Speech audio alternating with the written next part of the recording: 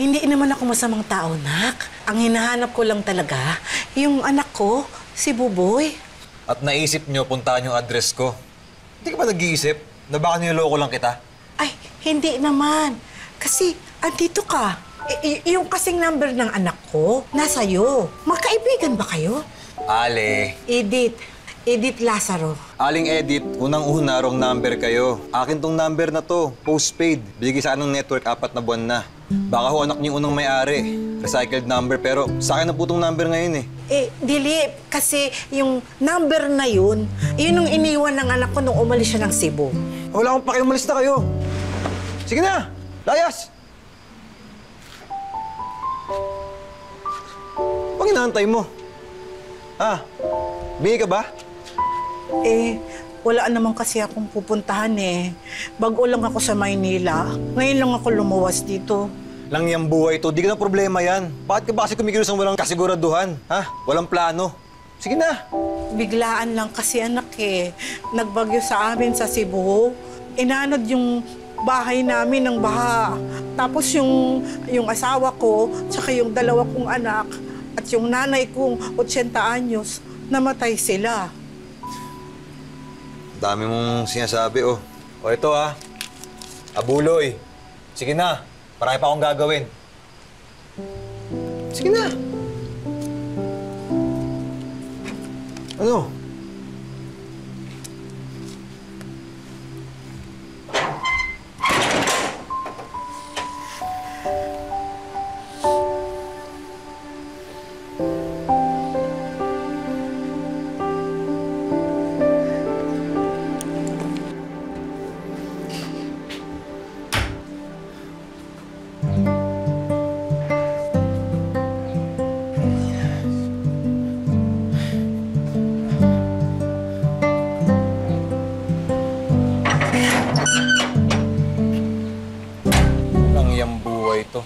Ginagawa nito dito?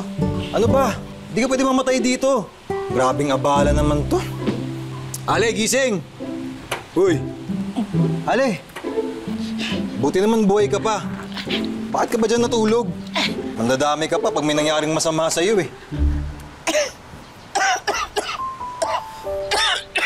Kung may sakit kayo, pumunta kayo ng ospital.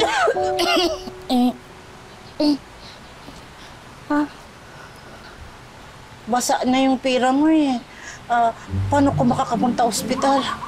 Wala ka bang insurance o health plan? Oh, yan. Ganyan mangyayari pag hindi insured. Malis na ho kayo.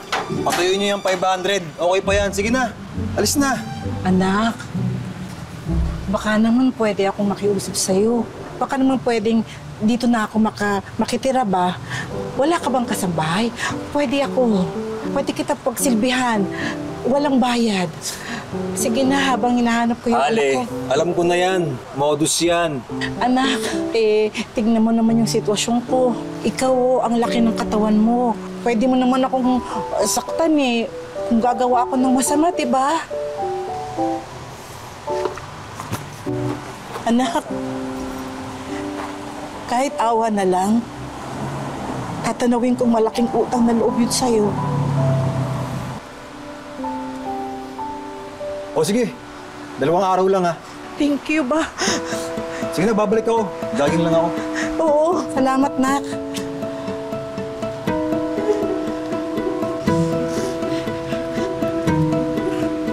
Ayun nga po yung kagandahan dito. Hindi lang siya basta insurance. Investment din siya.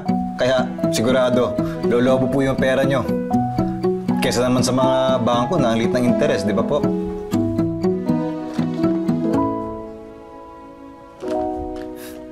Yes, ma'am.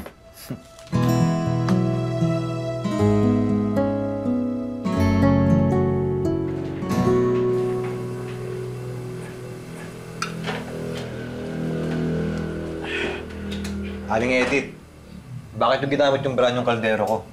Ay, pasensya ka na, anak, ha? Kasi naghahanap ako ng lulutuan ba? Wala naman ako makita dito ang kaldero tsaka kawali. Paano ka nagluluto?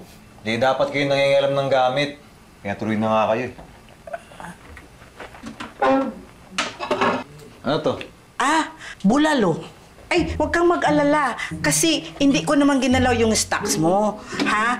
Ginamit ko yung 500 peso na bigay mo sa akin. Ha? Pamasahin mo yung pauwi. Paano ka aalis niyan?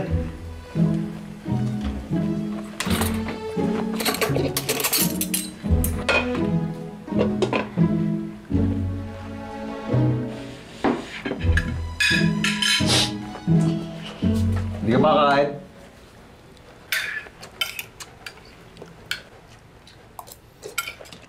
Gutom na gutom ka, nak. Ngayon ako nakatingin nito eh. Lutong bahay. Sarap pala. Hayaan ni mo, ha? Habang andito pa ako, lagi kitang ipagluluto. Kasi yung mga dilata, hindi yun masustansya. Paalala ko lang, Aling Edith. 2 days ka lang dito.